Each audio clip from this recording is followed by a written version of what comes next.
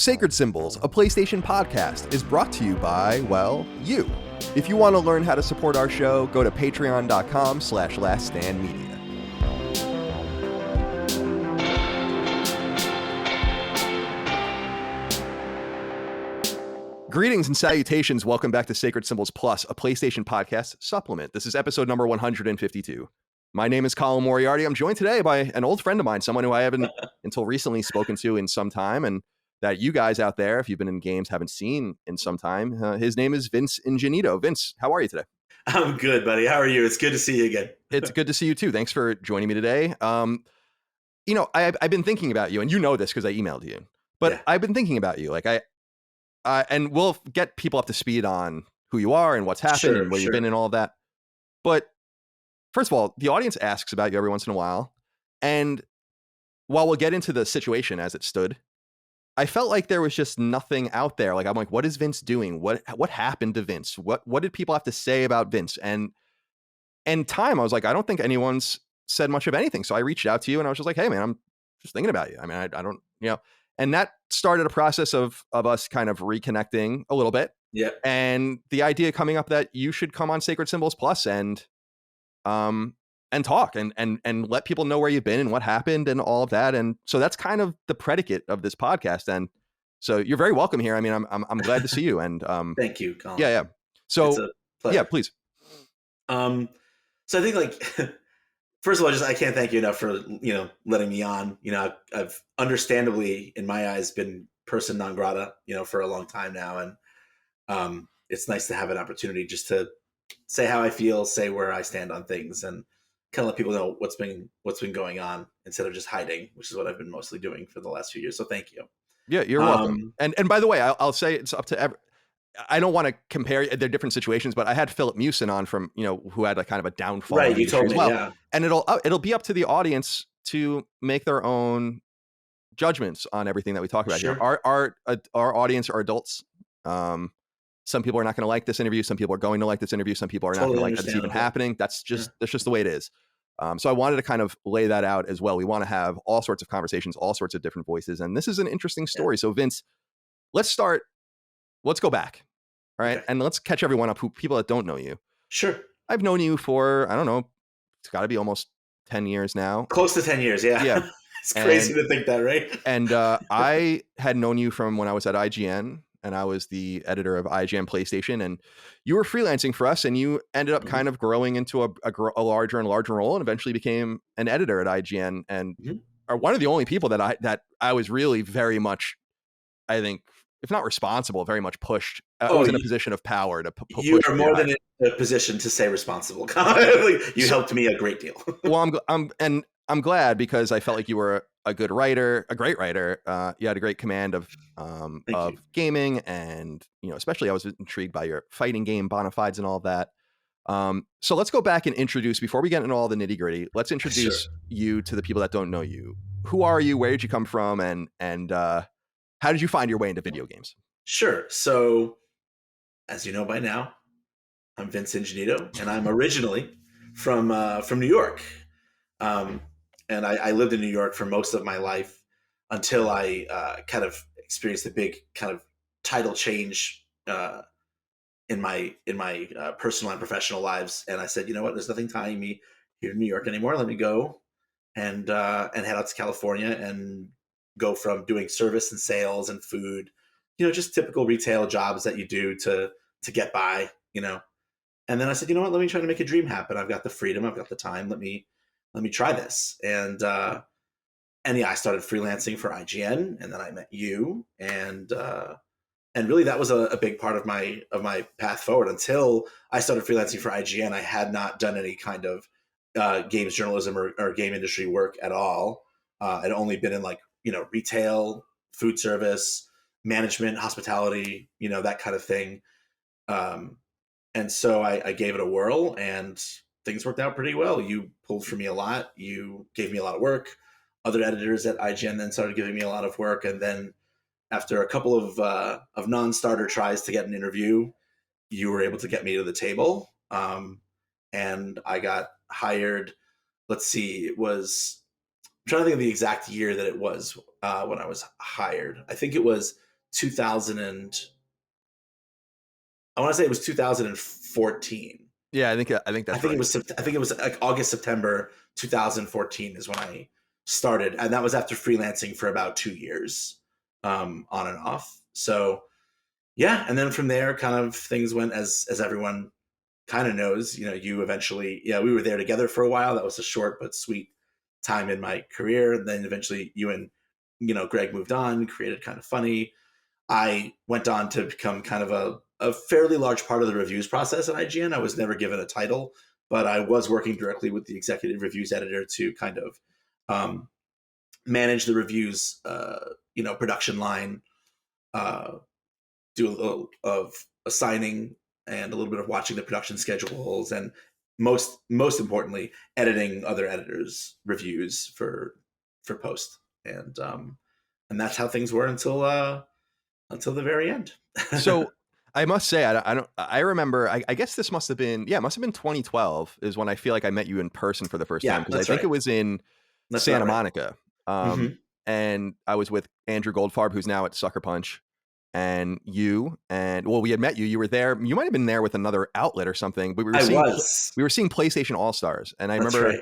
what I remember about that is we just kept going to the same place to eat every night. That's right. It was that hot dog stand in a yeah. little old hollowed out like railway No, it's truck like a or rail car. something. Yeah, Yeah, it was a exactly. rail car, right? So Exactly. that's what I remember. And I also remember very well your interview, because I remember when you walked out, everyone was like, yeah, absolutely. We want Vince. We were talking specifically, I don't know if you recall, about Call of Duty, and the way I you do remember that. talked about it. I mean, it just had great command. So I remember things like that. So you kind of, and you were on Podcast Beyond sometimes, you used to come on Kind of Funny sometimes. So people in our orbit were certainly familiar with you, and certainly familiar with you at IGN, but obviously we're having you on today because in, I guess, November of 2017, which was after you had been laid off from IGN, but were Well still after. working. Yeah, Yeah. still working in the industry. I don't want to put it so crudely, but you were MeToo'd in a way, right? I hate to use that term, but someone pointed at you and made accusations about you, Mhm. and this kind of caused an unraveling of your kind of reputation and your place in the industry and all of that. And I was doing the math, it was like over 4 years ago now that this happened.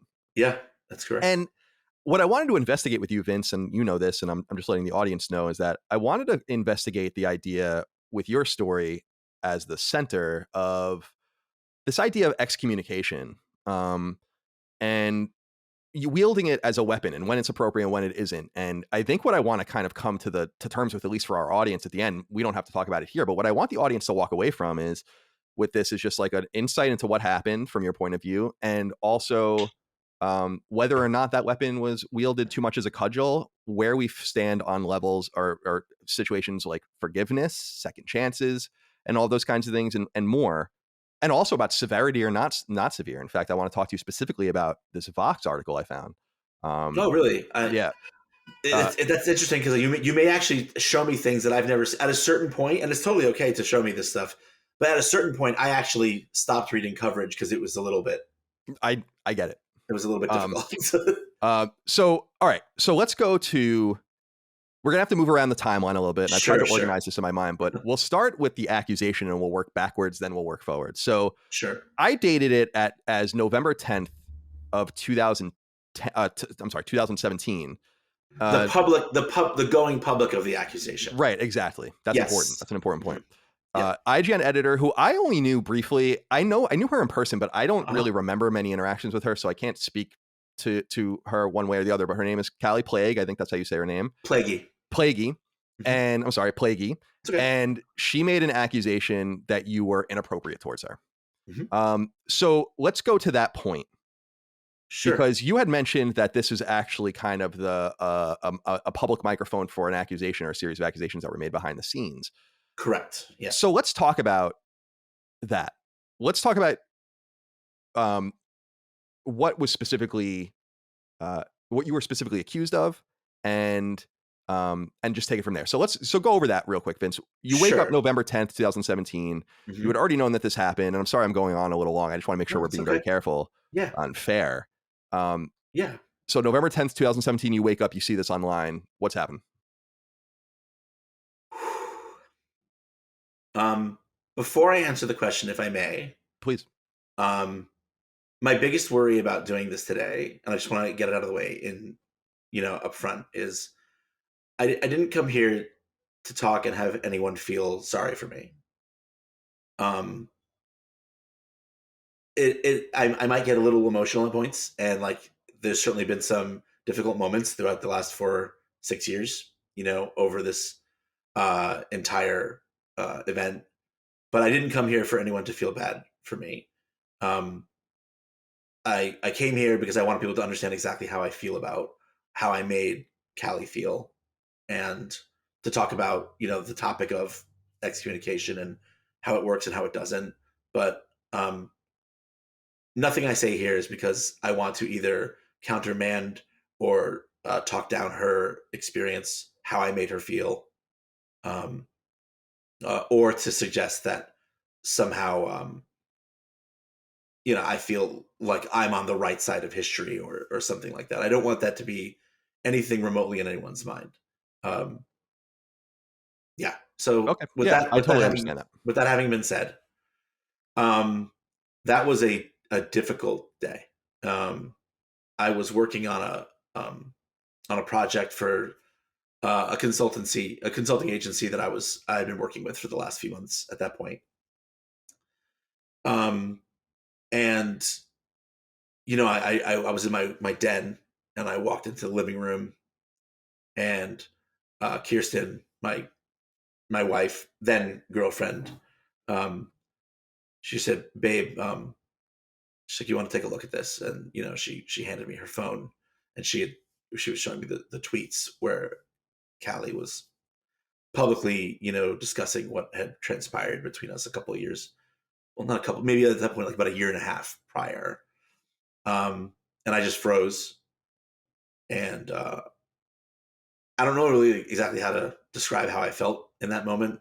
Again, this isn't about me garnering sympathy, so I won't even try to explain what it felt like. But I panicked a lot, and I said, "Well, what do I do exactly?" I'm like, I want people to know that her feelings are valid. I want her to know that I don't think that she's some kind of liar who's making things up.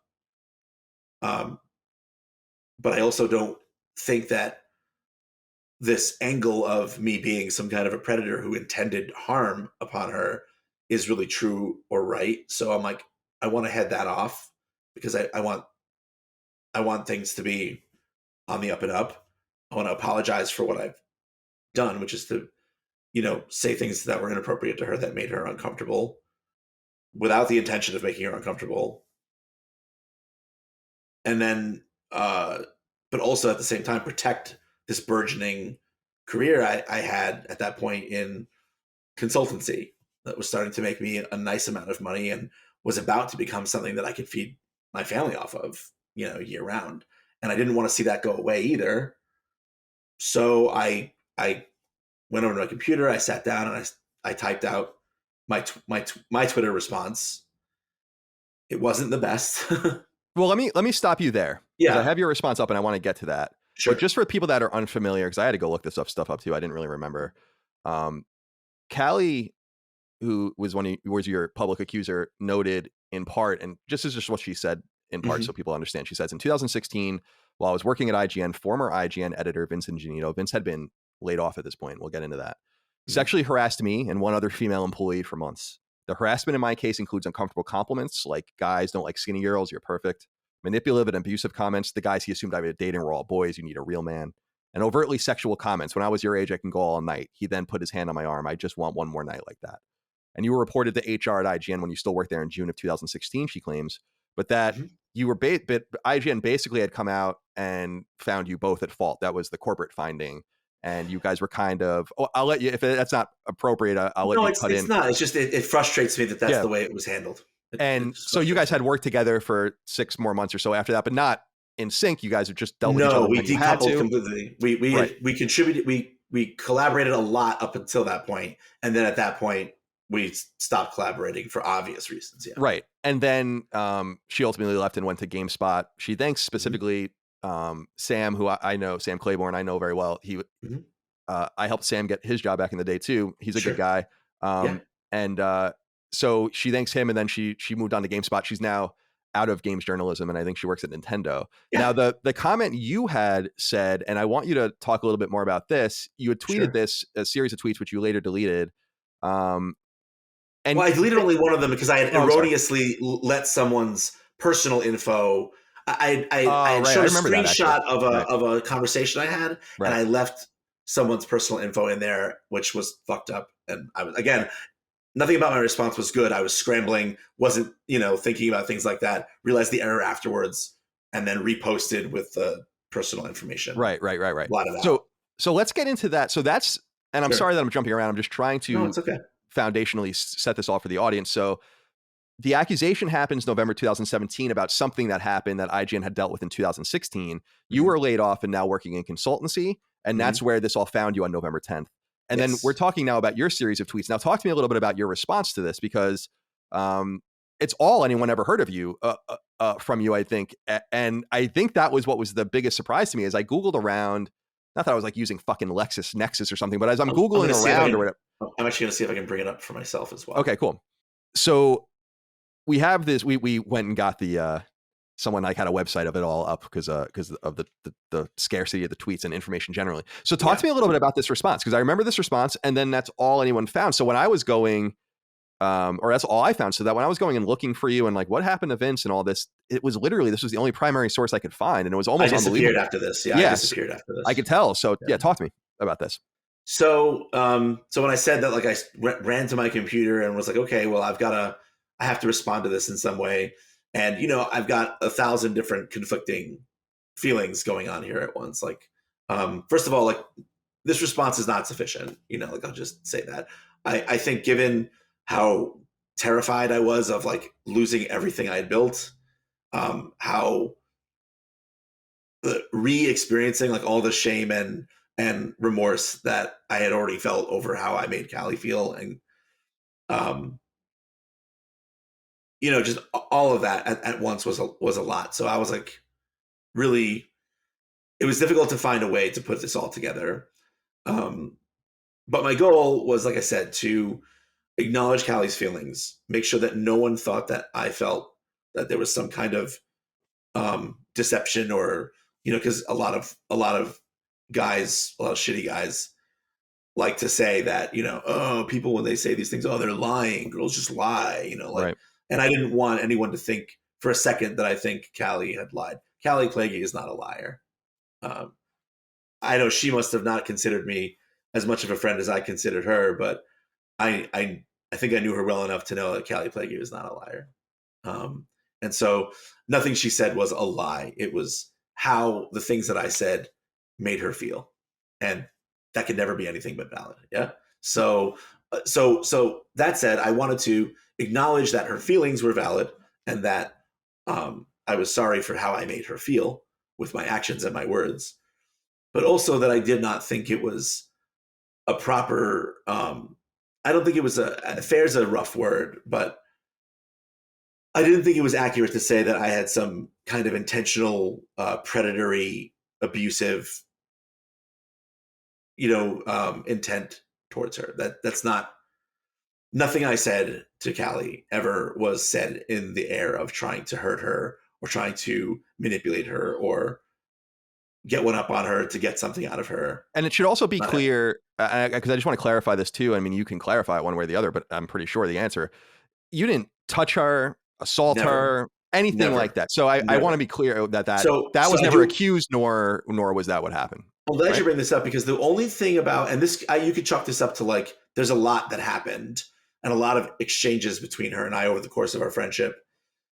So, like, you could chalk this up maybe to, like, she remembered one thing and kind of like mixed it with another, where she said that I used to be able to go all night. What an embarrassing thing to say. But, like, I did not. I remember that exchange being over Slack. I don't remember that exchange at all being in person, where I could have put my hand on her shoulder. And if you want, I can contextualize why I was making such a weird, not really Well, appropriate statement to her in the first place well, later that's if you'd like. But yeah, what I yeah, really please, want yeah. to say right now is that like that touch on the shoulder is a big deal to me. Like if I had if in my recall of that exchange, we were doing it over Slack.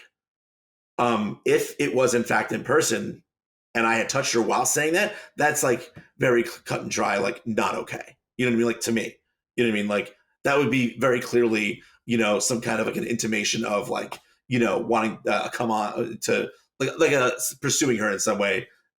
Not that would not have been okay, and that's not something I remember. The one time two times I will say that ever there was any physical contact between Kylie and I was an important incident that I think was kind of like when I look back on it, I think was kind of like the flashpoint of the whole thing, um, which we can talk about later at E3 2016, where I did think that she looked uncomfortable or unhappy about something, and I put my hand on the side of her shoulder and I said, "Hey, do you need to get out of here?" That I definitely put my hand on her shoulder, on the side of her arm, for sure. Other than that, we occasionally hugged. Sometimes she initiated that, sometimes I initiated that. Let me cut in here real quick just to kind of contextualize That's this, because all the physical contact we had. I want to say this because I feel like it's weird in hindsight. Everyone hugs in the video game industry. You ever notice that? Everyone's Yeah, hugging in the video game industry. I don't know if they do that yeah, anymore, but you used to like walk into a meeting with a developer, the PR girl, like the marketer. Everyone would hug. yeah, Like that was yeah. a thing. I don't know.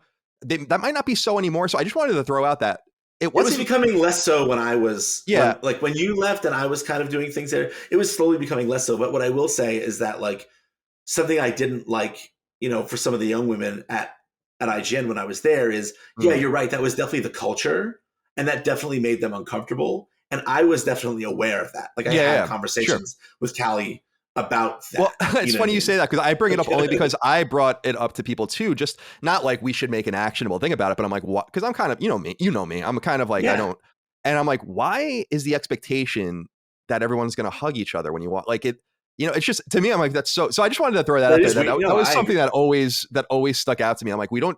There was very little professionalism, but not necessarily in a Yeah. bad way. It was too, everyone was too comfortable with each other. I think at some point in the I game agree, community. and Yeah, like, and that particular kind of comfort is like super not okay because yeah, you don't know what I people's agree. physical boundaries are. You know what I mean? Yeah, Like, like, if you're a hugger, then like, and I happen to be like, I have like no physical bubble. If someone wants to like give me a hug, I don't care. I'm very comfortable in that way.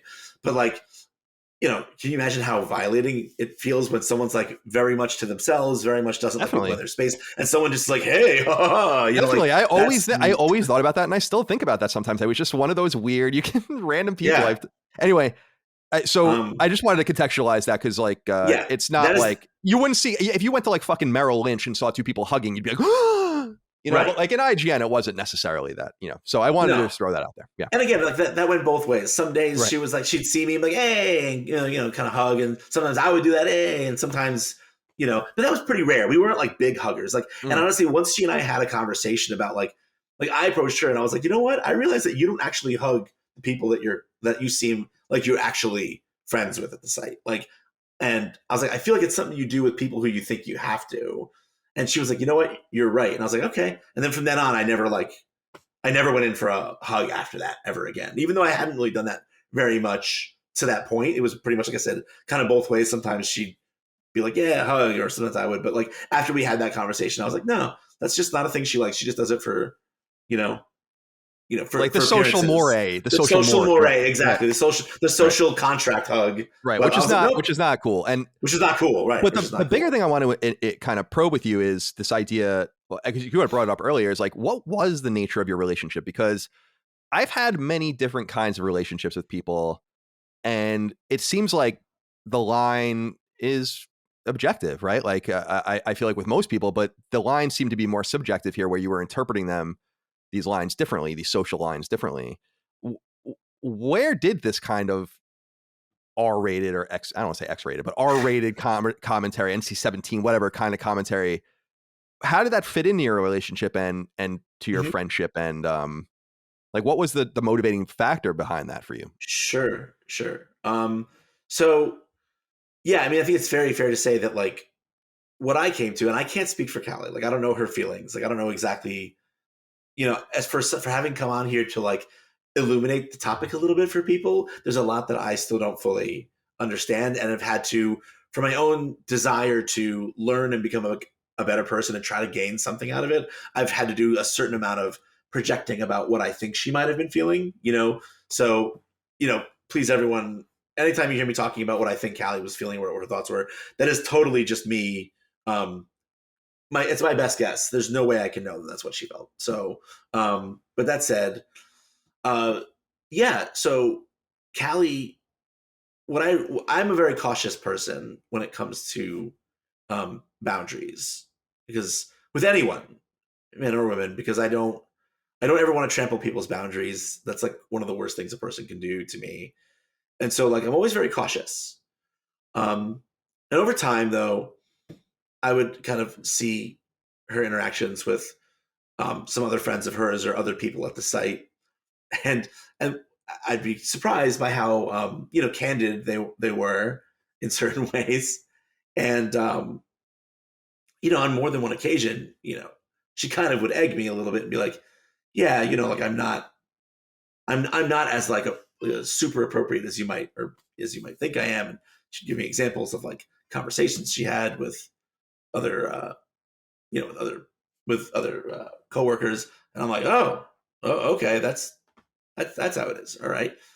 And that was like I think when I first started feeling a little more comfortable um, talking about more like intimate stuff. But also, I think part of why that became like part of why that crept into our friendship, I think, though, is because one of the first things that we talked about when we got to know each other, we were out to karaoke. She had just gotten hired or was about to get hired. She also freelanced for a while before she was hired. And me, her, another person at IGN who lives in the East Bay, which is where I lived also, had kind of organized a little karaoke get together of East Bay people. And so I was along on that, and Callie decided to come along too. And so that's where she and I first like met. Like I had edited some of her work before, had some professional conversations with her before, but that's where we first started like becoming friends. And one of the things that she was super into or said to me is that, that she, considers herself a sex positive feminist, that she had studied gender issues to some degree in college. And, I thought that was really exciting because, I've been a self-described feminist since I was a young man, but I'm also older in any case. And I understand that I might not have the most up-to-date education or idea about certain dynamics. And so one of the first things that we talked about was like, oh, it'll be so cool to have someone to talk about these things, like the social politics of sex and relationships, and what being a feminist means in relation to that, and that was like one of the very first topics we really connected on, like when we were having that first like kind of conversation out at karaoke that one night. So that's where it started, and then as we became actual, like, at least to me, I thought, actual like close friends who like shared problems with each other and like talked to one another about like issues we were having, and it just kind of naturally started creeping in. It started just organically just be like a way that both of us talked to one another. It wasn't just one way. It was it was definitely two way. At least I thought it was, in any case. Right. Because it seems like that answer the question. Yeah, it does. Because I was going to say, I remember you when we had talked privately, you had brought up the difference between like mentoring and or like a mutual friendship, and the idea of kind of like a mentor or like a senpai kohai kind of situation. Sorry, nerds. But I can see the wires getting crossed, especially with the age difference, the gender difference, the generation difference, and all of that. Yeah. But what happened at IGN? I know you can't speak to all of this, or much of it specifically, but what happened that set off in 2016, I believe it was, an internal investigation? That's kind of the next thing. I think the next box we have to check is what went on here, because I know you said that the founding of, I guess, HR at IGN, which was that you were mutually at fault, is not something that you actually agreed with, and seems to have set the fuse that Callie would later maybe, allowed to be lit fully in late November 2017 because she felt almost like perhaps, and this is of course conjecture, but she felt like she was thrown under the bus. And That's how I would feel if I was her. right. So talk to me a little bit about that situation. Sure. So I mentioned before that the one time outside of like a normal like back and forth hugging kind of thing, where I did touch her, like she mentioned, on her shoulder, that happened at E3 2016. And I think that this is, if I were going to point to a moment where this all comes to a head, I don't have confirmation of this from anyone, but I believe that the sequence of events at 2016, at E3 2016, were the catalyst. So now I can't be very specific about the investigation or the inner workings of IGN because Sure. like legally I can't be. Like I had to sign an NDA when they laid me off to get a severance package, which I desperately needed to pay my bills. So I can't speak about the investigation outside of what she's made public already. That said, I can be specific about like our interactions. And there was a moment, is a sequence of moments. So she'd had a rough night at this IGN 20th anniversary party in LA during E3. Um, just a bad night. You know, some guys were creeping on her, dancing on her weird, that they just wouldn't leave her alone. That was like one thing. She was having some, you know, a little bit of misgiving and feeling about a coworker that she kind of had a little crush on, you know, that she didn't feel it was going to come around. And, you know, plus the normal stress of E3, like, you know, she didn't have E3 is horrible, by the way. Yeah, if you work it is IGN. hard. It is. Yeah, it is. So, you know, she was having a rough night. Mm-hmm. By comparison, I felt like I was having a great night. I felt like overwhelmed by, I couldn't believe I was there. I felt so thankful for all the friends that I had. And I was just like, I was definitely riding a high. I was definitely feeling good. But as the night wore down, like, you know, she seemed like, you know, she wanted to get back. So I called an Uber XL for me, her, maybe 3 or 4 more other editors who all just wanted to call it a night. So we hopped in the Uber, we went back, hung out in Callie's room with all of us, a bunch of us, like 4 or 5 people, for a while. She looked kind of down. I went and asked her how she was doing, and she didn't really seem like she wanted to respond. She was just kind of like, you know, just upset, didn't really want to talk. So I was like, hey, it's all good, you know. And I was like, okay, this is a good cue to leave. I think she kind of wants to be alone. So like, me and uh, and you know, other people just left. I went back to my room. Next day, you know, we were back at work on the showroom floor. You know, IGN has a booth, and on the E3 floor, and in that booth, there's some like workspaces, pretty tight workspaces in the back. It's not our war room where the bulk of the work gets done, Right. but it's like a little mini war room where, like, you know, 6 or 7 editors could set up their laptops and work and relax, you know. And she and I were back there, both hammering away at, you know, at stories and doing work and stuff, and slacking each other the whole time. We were sitting next to each other and talking over Slack, working. And so, you know, during that Slack exchange, you know, we were talking, like, she had this rough night. I had kind of a rough morning. Me and Kirsten were kind of arguing a little bit that morning. And so I was bummed out because I felt like I was kind of messing up as a boyfriend and didn't feel good. And, you know, Callie was upset. And I sent her this message that was this joke about, like, oh, we should just give up and go become like celibate nerd life partners somewhere in a ditch. Just play Overwatch or something.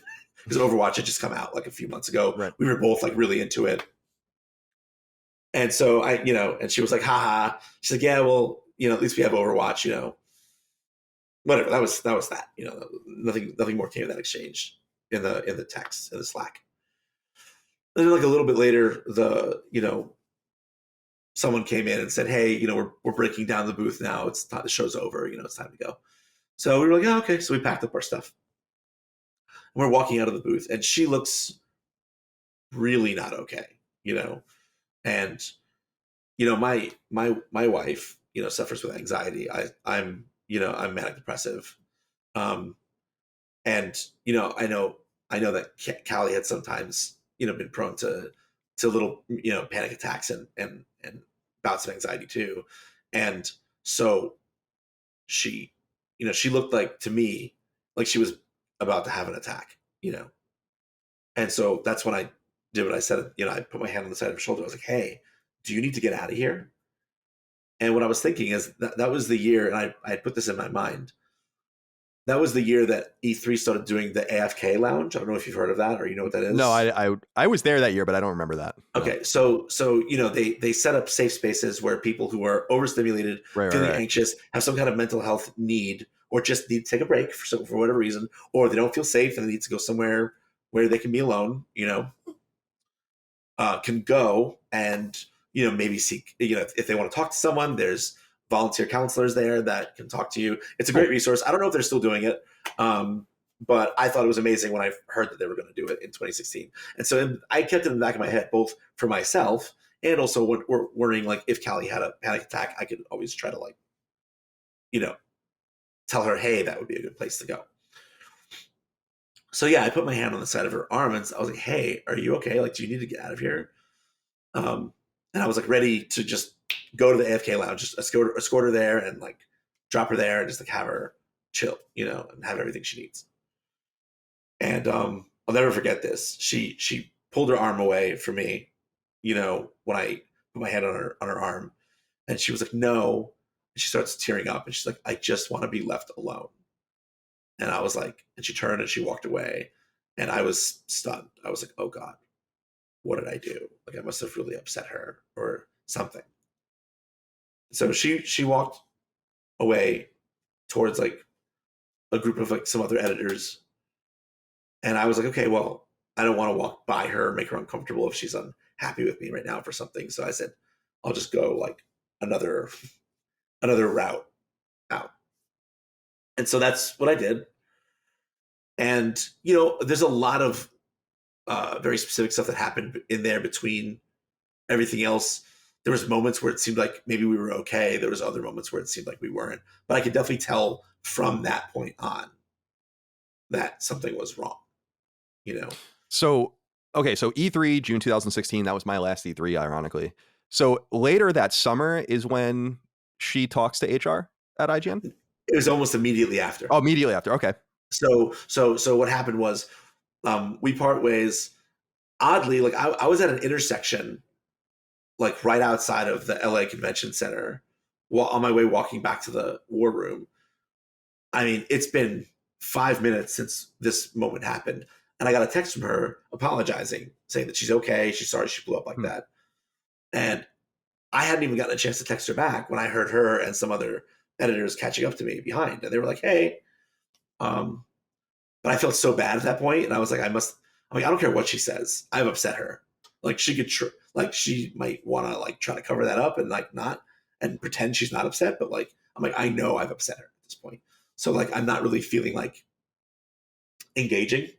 I don't want to like go along with her act that everything's fine because I know that it's not. You know what I mean?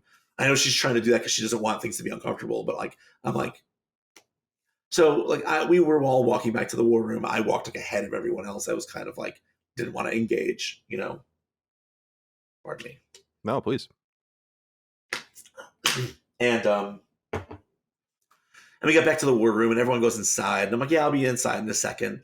And instead, I just called an Uber and went back to the hotel room and just slept because I was just really upset. I was really depressed. That morning I made my girlfriend unhappy. Now, like, who I felt was my closest friend at the site, I obviously just really upset her, and I don't know how or why.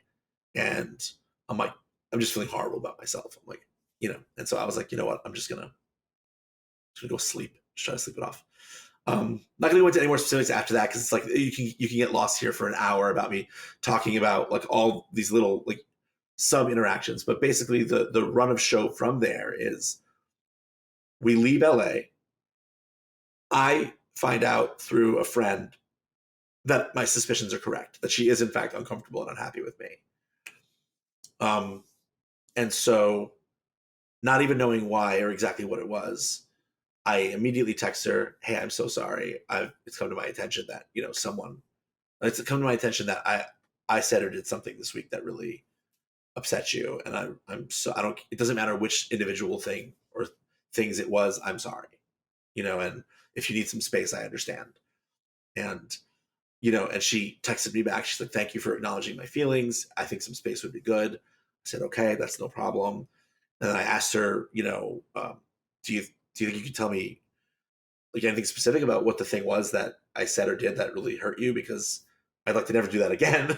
Right, of Either course. to you or That's by the way, I think a reasonable question to ask. I was like, I'd like to know, just so I don't do that ever again to you or to anyone else. And she didn't respond, which, like, look, I understand. Like, it would be better. Would I love to have that response and no? Yes. But at the same time, like, she might not have the emotional energy at that moment if she feels uncomfortable with me to have that conversation. And so often that conversation becomes like, okay, the person tells you what you did wrong. And then you're like, bro, I didn't do that. And it becomes defensive and confrontational. So, like, that's totally fine. She didn't want to talk about it. So after like a few minutes go by and she hadn't responded, I said, hey, it's okay not to respond to me. Again, I'm sorry. I'll give you all the space you need. And I wish you nothing but, but good fortune and everything. And that was it. And that was my last conversation ever with Callie Plaguey. At least my last personal conversation. We had to have a couple of professional ones, in a professional setting, but like that was the last time I ever had a personal conversation. So to this point, we're 5 years ahead now today. You still don't know like like it's so. I don't know anything. Yeah. So like you read off some of the things that she said, mentioned in that article. But it's that when that article came out, that was the first time I heard anything specific about exactly something that I had said or done, that had bothered her. Before then, before that article, I literally did not hear one thing about, oh, you said this or you did this. And everything was on the up and up with you guys until that E3 moment, right? Like there was no. Yes, we never had any arguments or big blowout. Like we were, like I said, I don't want to like. My goal with coming here is not to like make it seem like there's something wrong or off about her story, but it's like I don't think I'm a horrible judge of character, and like I have a lot of examples to point to of like very nice, tender, good interactions between us as friends that made me feel strongly that like, oh yeah, like she trusts me, like we're real friends, like not just like a mentor and mentee, like no, like she cares. And sorry, this is Sacred Symbols. Let's use the right language. Kohai senpai. Kohai senpai, yes. Sorry, I don't mean to be a pleb. Please, I'm only kidding. No, gotta cut the tension somehow. Yeah, exactly. So yeah, to that point, no, there had never been any like nothing. Like we had just like that's just so laughs and like daily, like we, me and her, we got lunch often. We stole away to meeting rooms to talk about, office gossip a lot. Like I said, we collaborated constantly. I don't want to say I exclusively edited her reviews, but like I was, if I was available, I was always the person who edited her. This is so peculiar, Vince. I mean, like what? Because I'm reading her comments again. Guys don't like skinny girls. You're perfect. The guys he assumed I was dating are all boys. You need a real man. When I was your age, I can go all night. I mean, these are not. I want to be very clear. I want to be unequivocal about this. I said all of those things. No, I understand that. What I'm saying is that I said all of those things. From my perspective, I can understand how a person might say that to give you, to give your story credence. I can imagine how someone can go down that road and say that with a misunderstanding of the nature of the absolutely. If like, you're in other words, if you go months, years, or whatever, dealing with someone that way with no warning signs, that's the situation I have to just kind of throw myself in here, where I'm a little confused and feel like that's not fair. It's like, I understand it's not you're not going to court. It's not a fucking felony. You don't get to face your accuser. But it's good to know like what you're what you're being accused of. And that was why I brought up the Vox article earlier, because there's a thing on Vox and it's like a list of, it says celebrities, politicians, CEOs, and others who have been accused of sexual misconduct. And you're on that list. Yeah. And I'm like, but there are people And there's a that's wall of shame that shows everyone who was taken down by right. Me Too. And there's like, there's Harvey Weinstein and Louis C.K. and like, there's my name. Yeah, I mean, I'm looking at, and I just see that's like I'm on that's that why I forever. think Yeah, this combination is almost unholy in a way of not really knowing, of maybe from your point of view, Callie might maybe certainly has a different perspective, but this sure. but this misunderstanding of the relationship and all of that puts you on a list with you're 2 names away from the guy who raped all of the girls on the Olympic team. Like the U.S. Olympic team, like Harry Nasser or whatever her name is. It's like it says Nasser, Jensen, Schwinn, Ingenito. That's the order that it goes in. And I look at that and it doesn't fit. I think everyone listening to this so far understands that what you're saying doesn't fit with this. And I don't know. So we'll get to that later, but because everyone will make up their own decision, of course, but so you go back to IGN and I'm sorry, because I interrupted you. Post E3, right. So that exchange happens over text. And then I said to myself, I said, she could probably use some time away from me. And if I just go back to the office, we're just gonna have to work together like always, like we always do. Like our desks are like two spots apart from each other. You know what I mean? Because they, you know how it is. They rearrange desks, partially for like, what departments are what, but also like who has to collaborate with who. Yeah, and who has to annoy, and who wants to annoy the fuck out of Colin by making him move every year. Yeah, I remember that too. I only came into the very end of that part of the game. Yeah. Yeah, so like we were constant co-conspirators, either because I had to edit one of her reviews, or because since I was like partially kind of managing the reviews pipeline, she was the head of promotions. So she was the person who decided what went into covers and what got, mentioned on Twitter and what was on Facebook. And like that was like her job, was to direct, what pieces of content got promoted where on IGN and on the other screens. So, very often I would have either a review that I wrote or that some other editor wrote that I edited and built and posted. And I'd be like, hey, can you get some eyes on this? Can you put this in spot 4 for this, for the afternoon or something? You know what I mean? Like just that kind of stuff. So we're constantly collaborating. So yeah, our seats were like 2 apart. And I was like, that's going to be very uncomfortable for her. I was like, that's not going to feel good. I'm like, so I said, you know what? I'm like, I'm just going to call out. So I called up, Sam, managing editor. Mm-hmm. I said, hey man, I got that Evola, we used to call it, not Evola, the Pax Plague or whatever. Yeah, the Pax Plague or whatever you want to call it, exactly. And I said, yeah, I think I'm sick. I'm like, I don't have anything I have to be in person for this week. Do you think I could just work from home this week and just make sure I don't get anyone sick? And Sam was like, yeah, no problem, that's fine.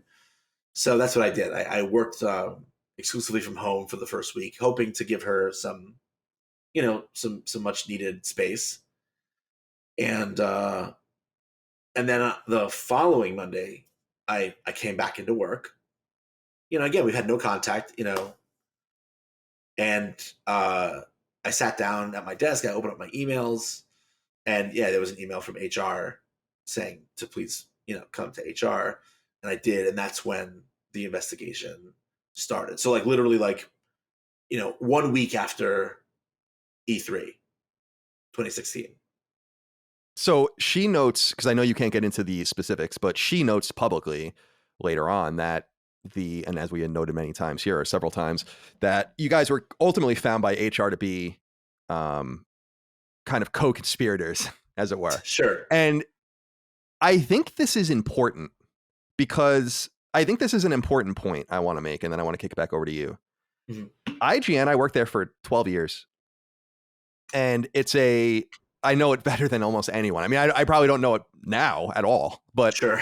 And I'm persona non grata there too, but I knew the way IGN functioned and the way it worked, and they were a very careful company. I remember when we laid someone off who we thought might retaliate violently, and we had security in the office for a month because of that. You're gonna have to tell me that story later. Yeah, I'll tell you that later. Wow. And I thought it was kind of ridiculous, but I understood why. But the point is that they were very deliberate. Whether we were under Fox when I was hired, and then we were sold off, but throughout that entire time, they're very deliberate. So for them to find and I know you hand over your phone and they have access to Slack and emails and stuff.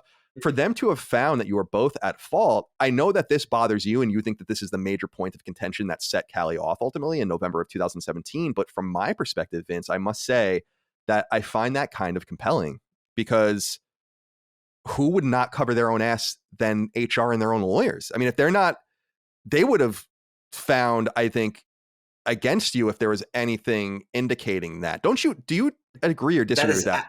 So that is absolutely like, so I'll say this. Once they said the words when I sat down in the office and they're like, oh yeah, so you're being accused, of sexual harassment.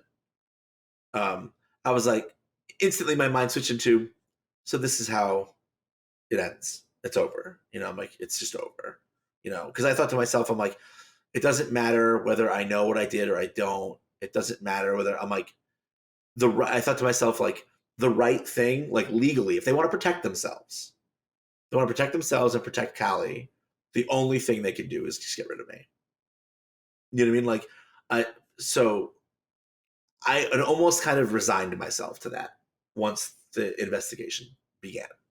Okay. So yeah, I am just as surprised. Like, to me that is. So I had mixed feelings about it. I've told you this. Like, the fact that they made that assertion meant it gave me a little room in my conscience and in my heart to be like, okay, man, whatever you did, it was like on the line, right? Like, it doesn't mean it wasn't bad. It doesn't mean that you didn't make her uncomfortable, but like, you're not a horrible. That was like, I needed something for myself to allow myself to say, hey, you're not a horrible person. Because as soon as I know I've hurt somebody, I'm like, I'm a horrible person. I hate myself. Like, that's just how I am. So like, them saying like, hey, we feel like you guys were kind of like, both a little bit inappropriate. That was like, oh, maybe I'm not an actual monster. Like, okay, maybe I can have a little compassion for myself, because like, because until that point I was like, what did I do? What did I do? Like, you don't understand when you don't know, when no one's told you.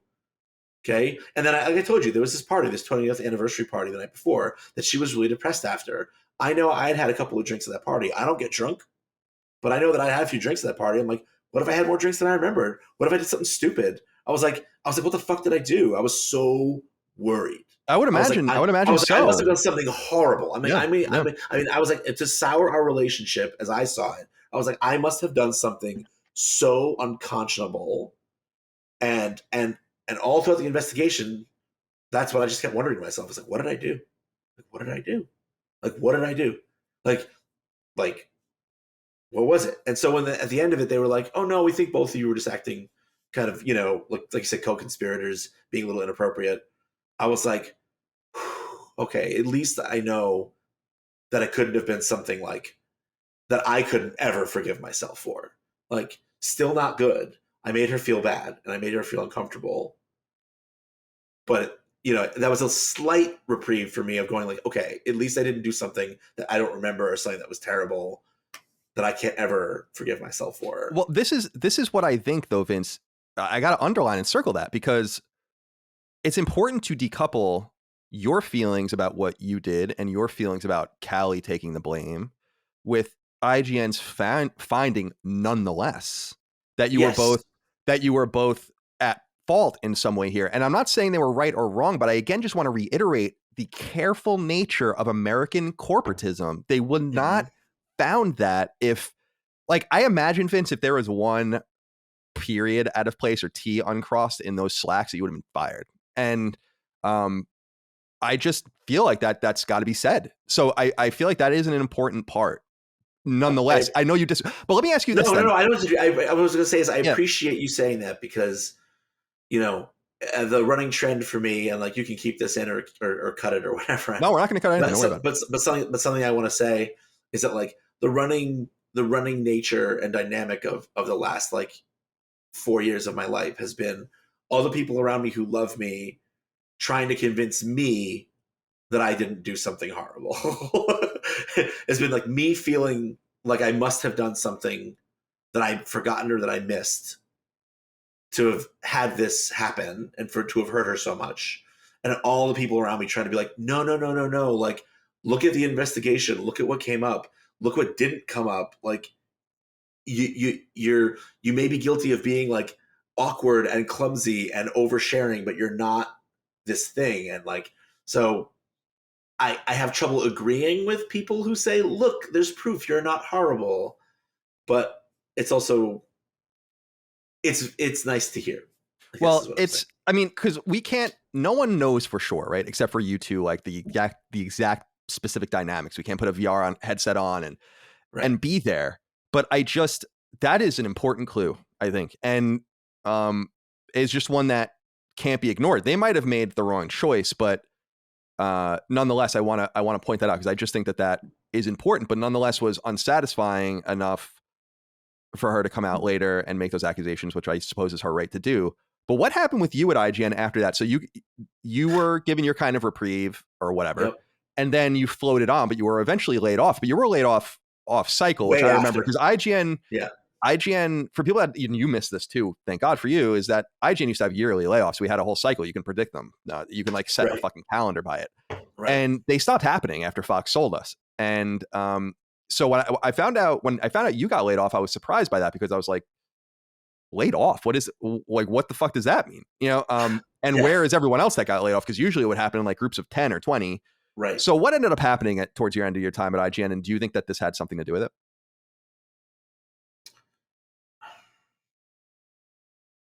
So I'm stuck here because again, legally, I don't want to overstep my boundaries. Sure, I understand that you can't answer everything. This is what I can say. Let me tell you about what my experience was there, and I think that should be safe to talk about, just like how I felt and what was going on personally for me around there. So it was very clear to me that even though it was supposed to be a secret, that people must have found out about the nature of the investigation. And the whole tone in the office towards me transformed. Like people I had collaborated with a lot or had like pretty warm relations with cooled right off. People didn't want to work with me anymore. People I used to ride the train with would just like walk by me on the train car and like sit somewhere else, just not even look at me. It was pretty clear that, that people had started to hear about the accusation and, felt, that I think the natural instinct was just to protect the person who feels harassed and protect the person who feels uncomfortable. So as far as the way I was during that time, I did everything in my power to stay out of her way. I said it to every supervisor and every person in HR. I said, all I want is for her to feel comfortable. Whatever I have to do. You want me to move to another seat? You want me to move to another floor? You want me to move to another building? I don't care. Whatever it is, I will make that change. And so I spent all my time trying to stay as out of her way as I could. And of course, inevitably, I'd come around a corner into a hallway or something, and she'd be walking the other way. And it's like, well, fuck, what do I do? Like, if I turn around, that's making it awkward. If I keep walking towards her, she's going to be uncomfortable. Like, I don't know what to do. So, I'll just look down and kind of like, And all of this over something that you really aren't even sure what you did. And I'm still not sure what exactly, what the thing is, right? Okay. Like, sure.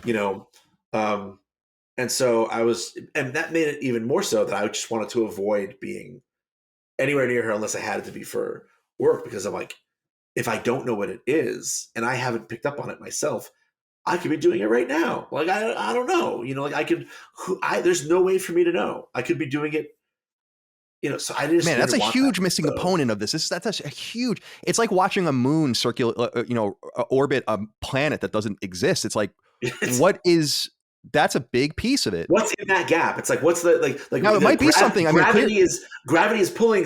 There is gravity there pulling something. Right. But like, what's causing that gravity? And you're like, that's a big piece of the puzzle. I can imagine.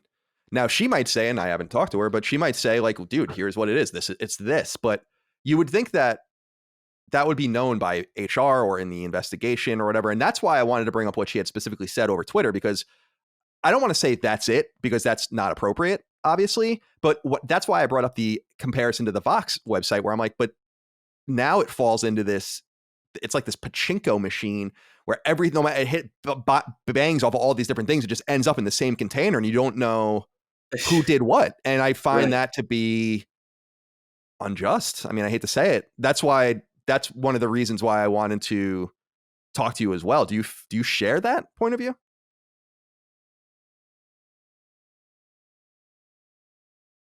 This has been a hard, I'm sorry. No, I mean, this is very personal, Vince. I understand that. It's been very difficult to come to an understanding in my heart and in my mind about whether or not I feel that this is unjust. I never wanted to hurt her, and I've never stopped feeling bad that I hurt her. And she was clearly not given,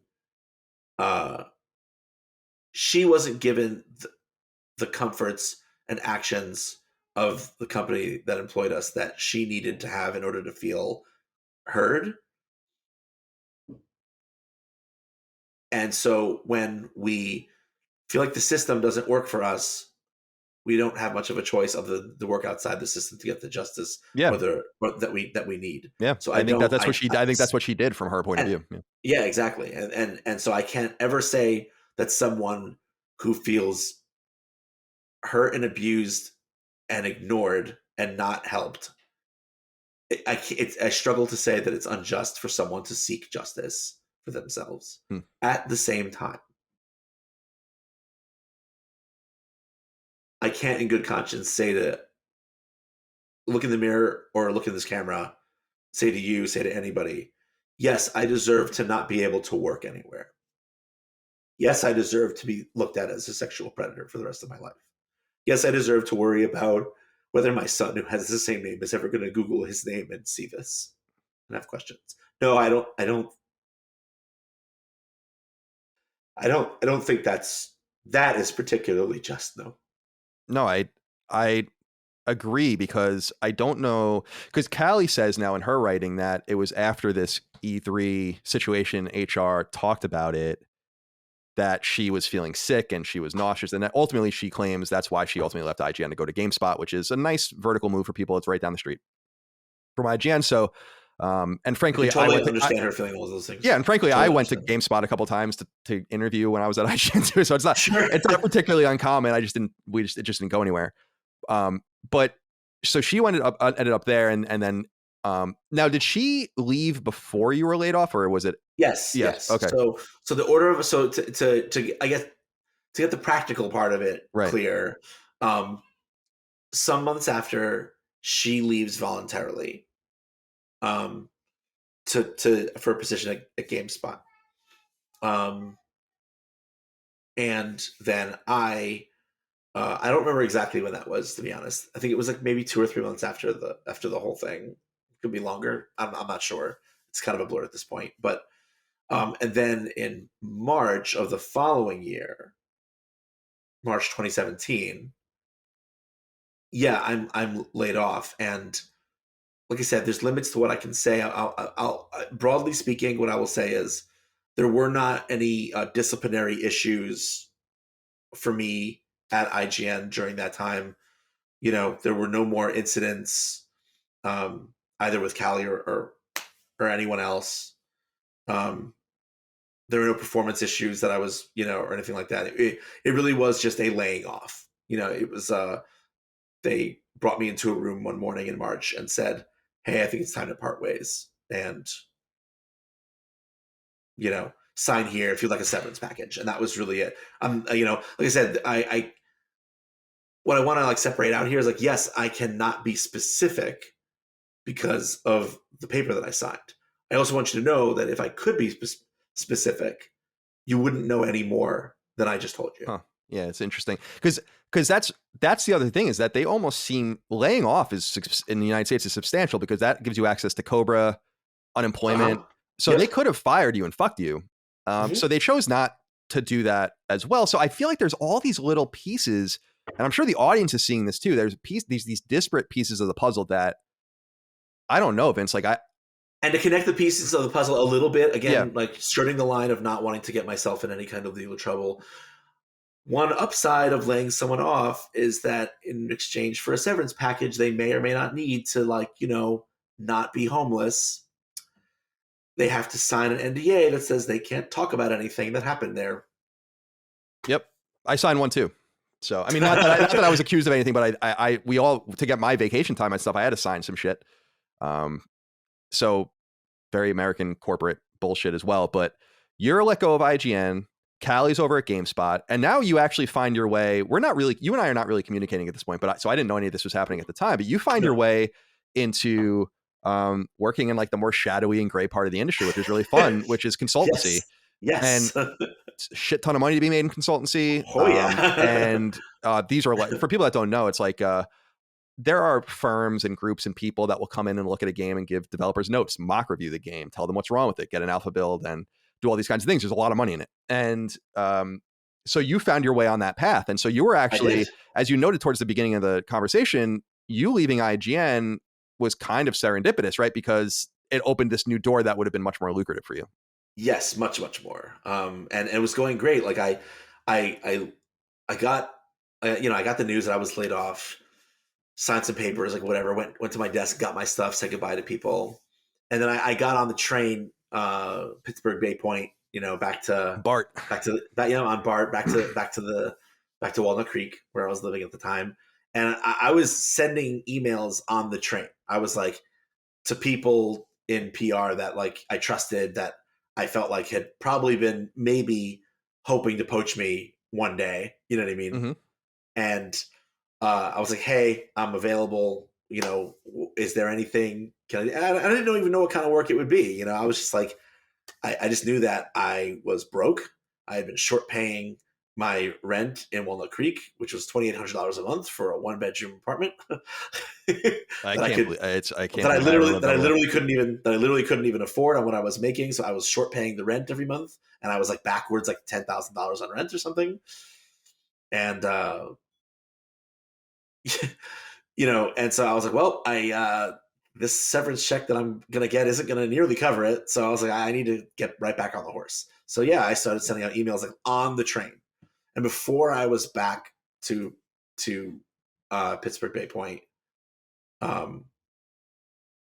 before I was back home, I had already gotten a couple of nibbles to do, like you said, what was called a mock review, which I had only heard of before, but didn't really know much about,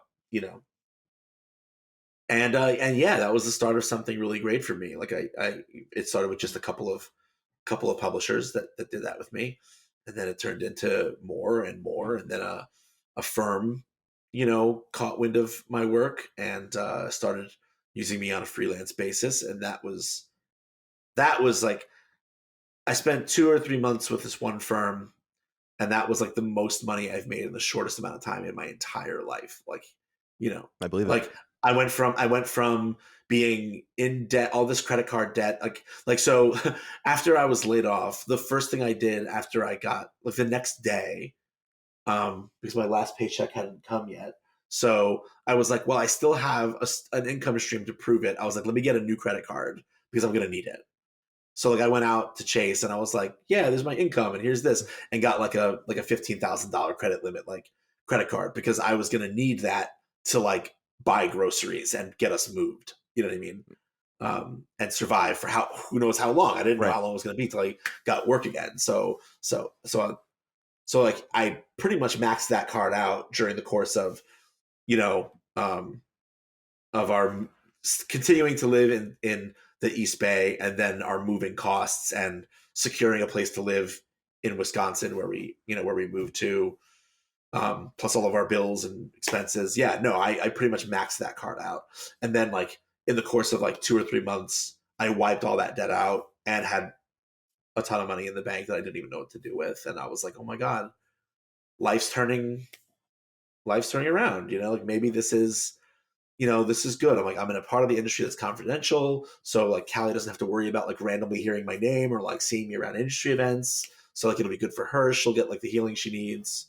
And like it'll be good for me because like, I could do what I love, and kind of like the mistakes that I've made, or the feelings that I've hurt won't really matter in what I'm doing here, now. So I was like, I'm also in a different state, so she doesn't have to worry about running into me at like in San Francisco, for events and stuff. I was like this is great. We both get to move on. She'll get to heal. I can still make a living, and a good living. And I'm like, maybe this is all, maybe this is all. I'm not a person who, I'm not a religious man, and I don't believe in like it's meant to be. But I was like, maybe this is how, maybe this is the way, maybe this is the path, you know.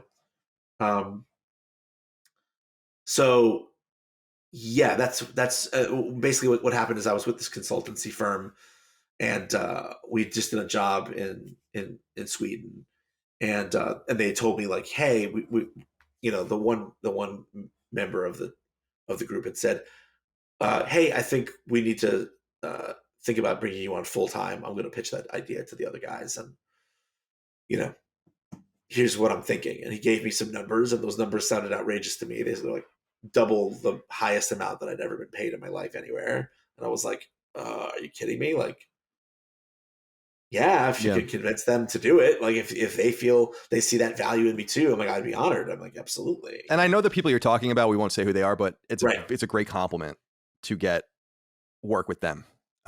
So I know you probably felt pretty good about that too. I did. But I'll keep that. I was honored to work with the group of people that I worked with. Very, All of them. very well known. I don't want to say well known, they're clearly not, but they're very renowned in the industry, and are definitely polishers of games. So, November 10th, 2017. Now we're back to the date we started on, and you're coming back. You got this job. You back from Europe, get this job offer, or the machine starts. Yeah, it's whirling. on the table. Yeah, right. It's on the table. Yep. And talking about it. And then November 10th happens. Now I'm curious if you had anticipated this or worried about this, and where it kind of left you November 11th. So interestingly, I had not anticipated it at all. It was Kirsten who, honestly, maybe just 2 weeks earlier, because Me Too happened over a fairly long span of time. It was like over the course of like maybe a month or two, there was just kind of rolling in new revelations being made throughout that movement. And I remember towards the beginning of it, Kirsten said to me, she's like, babe, what if everything with you gets brought back up, and and I told her, I said then we'll deal with it when it happens. Like, we'll deal with it if it comes. I'm like, but I said, honestly, I don't, and this is where I was at mentally then. I was like, I don't think that's going to happen. I said, I think, I said, I think I'd like to hope that Callie's had time to heal, and that my not being in the state or in the industry anymore has given her some room to breathe. And I said, I honestly believed. I mean, there's a little part of me that worried that maybe that could happen, but for the most part, I was like, no, I think this is behind us now. I felt a little bit of optimism about that. I said, I think the only thing left for me to do now is just figure out better figure out how to be better in the future, and make my peace with it. But I said, I think this is it. I think this is how life is now, and of course I was very wrong. So so what ended up happening? I mean, actually, I wanted to kind of back up. I mean, we can combine these questions, but when you were laid off from IGN, because you had said kind of people started being cold to you and stuff, did you have an Irish wake or anything, or any, like, what was going, because sometimes people would leave and everyone would just go into a bar, or some people would just leave and they wanted to be quiet. What was the kind of feeling when you left IGN? And then what was your feeling on November 11th, 2017, when the industry had kind of wholesale turned on you? So the day it's a good question. So the day I was laid off, obviously the way this happens is, like you said, they tell the while the person is being laid off, they're in the office, they're telling the employees, hey, this is happening. This person's not going to be with us anymore. So yeah, that happened. I went back to my desk, I grabbed my stuff, and there were some people who came up to me, but definitely notably for me, there was a lot of people who didn't, that I feel like would have just 6 months prior, Mm-hmm. but there were some people whose names I'm not going to name. Sure. Some of them, some of them are big names who have a lot of power there. Some of them were just, role players but I'd say maybe 4 or 5 people total came up to me and said, "Hey, this sucks. I'm sorry. And we're going to miss you." And, one person walked me out. One person walked me all the way to the train station. And so that's what that was on that day. November 11th. I mean, there was no support. There was, like maybe 1 or 2 people reached out to me who were like employee who like were in the industry, reached out to me to say, "Hey, hang in there," But for the most part, that was it. And you obviously lost this opportunity that was percolating as well as a result. I emailed them immediately to tell them, "Hey, this is what's happened." I jumped right on that. I was like, "Hey, this is what's happened. This is the statement that's been made. This is the statement I'm making. I understand this can be challenging for us, for a business in this particular moment." I said, "I'm an open book. If you guys want to talk more in detail about what happened, or if you have any questions or, considerations we have to make if we're to move forward working together, let me know." They got back to me. They said, "Thank you. We will let you know." And about 2 days later, they said, "Yeah, unfortunately, we just can't. It wouldn't be.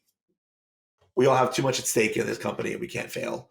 And we just think it's. They're like, we enjoy working with you. We love your work, but that's a we just can't do reasonable this." see from my perspective for them. That's a reasonable response. 100%. Thinking I had, and maybe because I wanted to say like thinking yeah, there must be more. Like yeah, apart from what has been said there. That's the thing is I think missing to this whole thing is, and I think what would scare anyone in that position is be like, well, we can't be a party to this. But then 4.5 years later, realizing nothing, at least as far as we know, has come out that buttresses the story or makes it seem like it was worth this 4.5 year exile, this exile you're still in. Did you get any other opportunities in the gaming industry after that? So I did get a very little bit. A couple of publishers have here and there still given me like a little bit of consulting work. Maybe like 1 or 2 gigs a year at most. There was like a full year where I got nothing, and I was like, "Oh, that's it. It's over now." Like, I got a couple of pity jobs out of some people who wanted to do me a favor and Right. give me a chance to make a couple of bucks. For old time's sake, because people who I had good relationships with or something. But you know, um, and now it's down to there's really just one publisher that I will, usually once a year to 2 times a year do a project for. But other than that, no. I wanted to, I mean, we're beginning to wrap up, but I wanted to touch on something you had brought up earlier several times, which is family, friends. Now you're married now. You weren't then, but to the same woman you were with, or you are now married. You have a child together. You had Yep. said your family had supported you. I mean, what was that like? Because managing a relationship in which you're caught up in something that is inherently, I mean, you had brought it up. There's a shade of cheating in conversations Yeah. like that, like emotional cheating or whatever. It's a conversation we had for sure. Yeah, I mean, like, how did that? Because it must have been. I don't want to lead you with my No. question, but it must have been difficult to also have to deal with that. Because I don't want to compare my situation to yours; they're very different in a lot of different ways. But Sure. I, when people demean me for a different situation for a stupid joke, I basically just put my fingers up and said, I didn't do anything wrong. Fuck you. And that was my stance from the beginning. You in your Yes. situation couldn't reasonably, tastefully, tactfully take that stance. Obviously, you also seem to own your part of whatever happened, but you Mhm. still have to deal with this personal fallout. And I want to explore that a little bit. Like Sure. what was that like for you and your now wife? What was that like for you and your family to So navigate, especially them knowing who you are? so the fortunate The fortunate-ish thing about the public accusation, on November 10th, is that at that point we had already dealt with all of that. The accusation was privately, Right. That's in the, interesting. Right. and when that accusation came out, we definitely had to have a lot of difficult conversations. You know what I mean? Um, she, like I said, Callie and I, at least from my end of things, were, I would describe as close friends. You know what I mean? And close enough that definitely sometimes Kirsten was like, "Hey, what's up?" And so we had those kind of conversations, about like proper boundaries and like what's okay to talk about and what's not okay to talk about, and like how comfortable she feels with this friendship. And you know, I've always been a person who's formed very close friendships with women. Like I've never gotten along with a lot of men. You know, it's rare that I have a connection, with men that where I just feel it, where I'm just like, oh yeah, like this person is, we're kindred. Like I want to be in it with this person, and like, but I've felt that throughout my life very much more often with women. All my close friend group in college was all women except for like one guy. You know, it's been like that my whole life. I've always gravitated towards platonic friendships with women. So yeah, that was a lot to navigate because like, Kirsten very understandably not being that kind of person who's used to a man that has those kinds of relationships definitely felt like, a little bit cautious and, Sure, of course. understandably so. And so, yeah, sometimes she wasn't happy with the boundaries I had set. Sometimes, I had to go, okay, that's fair. And say, okay, I've got to,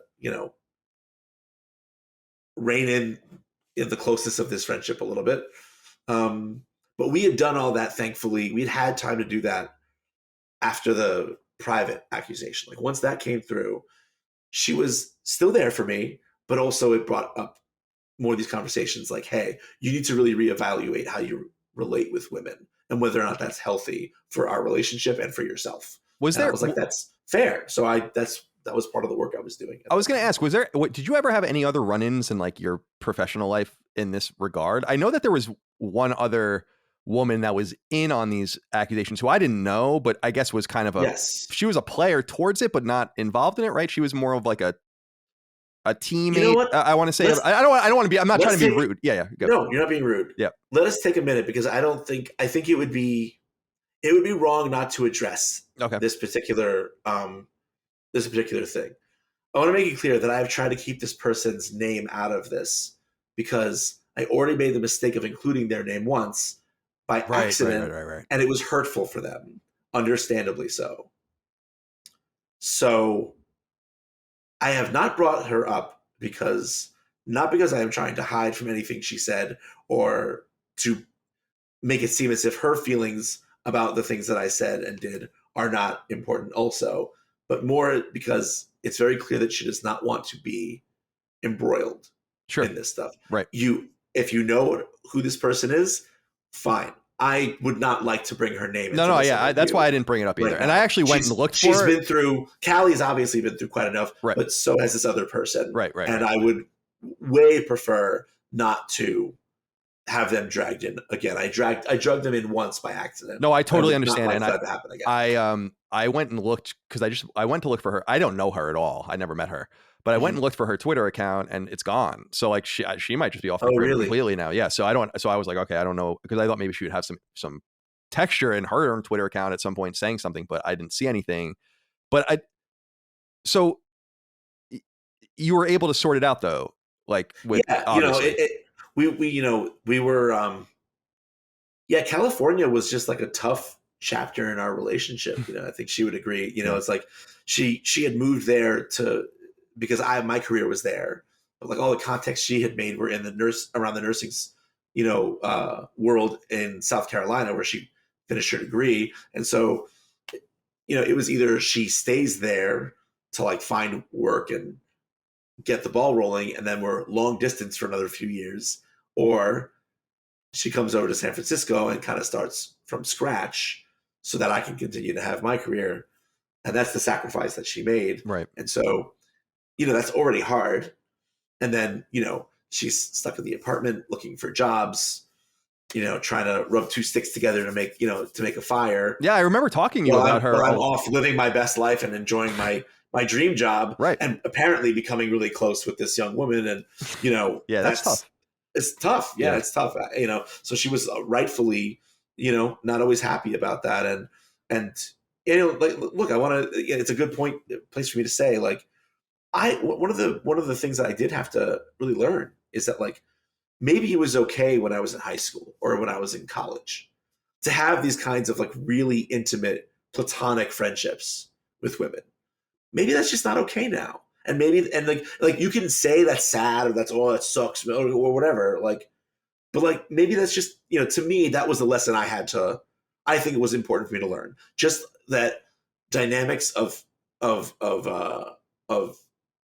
gender male, relations. female, Yeah. it's changed. Yeah, it's changed. Definitely. And it's like, I may have felt like I was like, one of the safe ones or something, but like that concept wholly doesn't exist anymore. Like, like no one can feel like any man is like a safe one, not because every man is bad, but because like it's so much more prevalent and widely known the dynamics that exist between men and women and how often it can be abusive or scary. Sure. Like which means that even if you think you're one of the good ones, you need to understand that most women are still going to have caution in the back of their heads. And that colors everything you say. So you might think, I'm a fluffy teddy bear. No, me giving her this little compliment is just like, she'll take it as, whatever. But you don't know that. Right. And that's part of, so both for not making other women uncomfortable who I might want to be friends with, but also in being a good partner and husband to my wife, realizing that maybe what I thought was a totally normal way to have platonic relationships with women, maybe it's not, and I needed to change that. And so that's been part of the work that I've done, is realizing that's not a thing anymore. What did you? Well, I guess we can begin to close off with what have you been doing since? And I mean, I have one last question I want to ask you after that, but okay. What have you been doing? How have you made a living? How have you rectified this in your life, and all the rest? Sure. So as far as making a living, I don't. My wife is the one making she's the one who pays all the bills. All this is her. And you're in the Midwest now. You're in the Midwest of America. Yes, we're in Wisconsin. Right. Yeah, we're in Wisconsin, and she's a nurse, a supervisor at a prison. Nice. Not far from Milwaukee, and she makes very good money there, enough to support us. I still do work. Before she got that job, I was, trying to like make as much money as I could. So actually, I became a barista at a local coffee shop, an all organic cafe with kind of like-minded people. Like, they're like a family that's like pretty progressive, and they're like their coffee shop is like the little like leftist oasis in our county. And so I found a home there, and good. And they know my past, and I was open about that, and they decided I deserved a chance to show who I was, and and I've had a great relationship with them. I love that place, and I worked full time as a barista and server there for quite a while, and then once Ren was born, once my son was born, I decided to go part time. So now I just work 2 or 3 days a week there. Nice. And you're still playing games all the time. Excellent. And I had to find new ways to game once my son was born. I play a little more on my phone now than I used to. Oh, interesting. But like there's a great port of XCOM 2, one of my favorite games of the last decade. There's a great port of it on mobile. I've been playing that a lot lately. A digital card game called Legends of Runeterra has been like my crack for like the last year and a half. That's like, sucks up a lot of my time. But I still play games on, Returnal is my game of the year. like easily. Nice. Returnal's my game of the year. So like I still absolutely play. I don't play.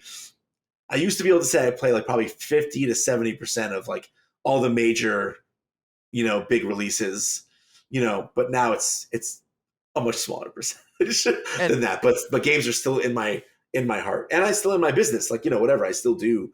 Like I said, once or twice a year, I still do consulting. Nice. But and let me ask you, like what I asked. I asked this sometimes to people. It's like, and it's a kind of a blunt question, but it's like, what do you want? Like, what do you want next? Like, do you want to come back? Do you want to be in the industry again in a more vocal and prominent way? Are you happy being kind of someone who left and is out? Like what do you last see? part is the part I can answer almost like in a snap. Like I've, again, to reiterate, none of this is supposed to be about pitying me. I'm not here for people's sympathy or to make people feel bad for me and, whatever. But, leaving it behind, no. If there's any way I could stay in it, I would and I will. I'll every any little handhold I can get a single fingernail into. I miss it so much. I loved it more than anything I've ever done in my life. And once or twice a year I get to like kind of participate in it for like a couple of weeks, is I look forward to it every time. Every time I get an email and I know who it's from and what it's going to be for, I light up inside. I miss it. That said, so am I happy, satisfied to say, no, that's behind me now? In some moments I might be able to like, oh, I'm just lucky I got to live my dream. Most people don't even get to live their dream ever. And that's true. But the truth is I'll never feel okay with leaving it behind. Now, as for like what I want, that's a much more complicated question to answer. Mm-hmm. Here's something that I've struggled with. I always said that if ever I somehow reared my head up again, and if I ever talked about this, the reason I didn't even try to earlier is because, I've told you, I'm a self-described feminist, progressive, and have been my entire adult life. I felt like any version of me coming out and trying to like advocate for myself was at odds with my beliefs. That if I came out and said any version of me saying, I don't think I deserved to be treated this way, or any version of saying, but what about my story? Any version of that, any way you phrase it or frame it, I said, who are going to be the people who agree with me? They're going to be the exact kind of people I have fought fervently against. I'm giving ammunition to people who want to discount women's stories. I'm giving ammunition to people who don't want to take women seriously when they say they've been harassed or face things. And I said to myself, I can't do that. I can't live with that. Like, I can't do that. So I said, eventually what I came to was, I'm like, if I ever come back, if I ever find a way to come back, if I have the opportunity to in any way, in any public facing capacity, I would want for there to be a way for that coming back to be positive for gender relations, for it to be positive for feminism, for it to be positive for the progressive movement in the games industry, not a negative, not like a thing where I come back and suddenly I'm radicalized and fuck the radical left. They're a bunch of crazies. And no, I don't want that to be my ticket back in. You know what I mean? Like, sure. That's you know what I mean? So it's like, it's always been challenging for me. Like, in an ideal world, I'd love to be back doing shows and talking games and writing reviews, and I'd want it all back. All of it. I want it all. but is there a way I can do that responsibly that isn't causing more pain for people I've caused pain? And also that's not making me a walking contradiction of like my beliefs? I'm not sure. I'm not sure how that looks, but if there's a way to do it, I'd like to. Very much. I think that your story has been really interesting to hear. I feel, knowing you as I did, that you must feel good getting it off your chest. Like, right? Like, you must feel pretty good right now. I mean, not about what happened, but just relieved. Yes, that's the good word. That's the right word. It's been years of holding this inside and punishing myself and being afraid to talk and speak and acknowledge it. And yeah, no, it feels It does. It feels good to say it out loud. And like you said at the top of the interview, the audience will and has the right to make of it what they make. They will. But whatever they decide, like I think if there's one part of my statement that I made on Twitter initially that I can stand behind, it's the very last part. So whatever you end up believing, just take that part of that statement to heart. That don't trample people's boundaries. Fair enough. If you do, acknowledge it, say you're sorry, and be better. And that's all I got for you. Well, Vince Ingenito, it's good to talk to you. Good to see you. Good to hear your voice. To talk to you, Colin. And thank you. And I hope everyone out there enjoyed the conversation as well. You will feel about it how you will. You can let us know in the comments. And I guess that's basically it. Vince, I'm sure we'll see you again. But let's see what the audience has to say. I'm really curious to see what they think of your story. And in the meantime, I thank you very much for telling it. And I thank you all out there for your love, kindness, and support of all things Last Stand and Sacred Symbols. We could not do it without you. We appreciate you, and we'll talk to you next time. Until then, goodbye. Sacred Symbols, a PlayStation podcast, is a product and trademark of Last Stand Media and Colin's Last Stand LLC, and is proudly recorded in the USA. The show is conceived by, is written by, and is directed by me, Colin Moriarty. My co-hosts are Chris Raygun Maldonado and Dustin Furman. The show is produced by executive producer Dustin Furman. It's edited by associate producer Ben Smith. All of Last Stand's theme music is by my best friend, Ramon Narvaez. As you know, all of Last Stand shows, including Sacred Symbols, are fan-funded on Patreon at patreon.com/laststandmedia. The following names are at the producer level on Patreon, our highest tier, and we're grateful for your thoughtful and kind contributions to our independent endeavor. Thank you.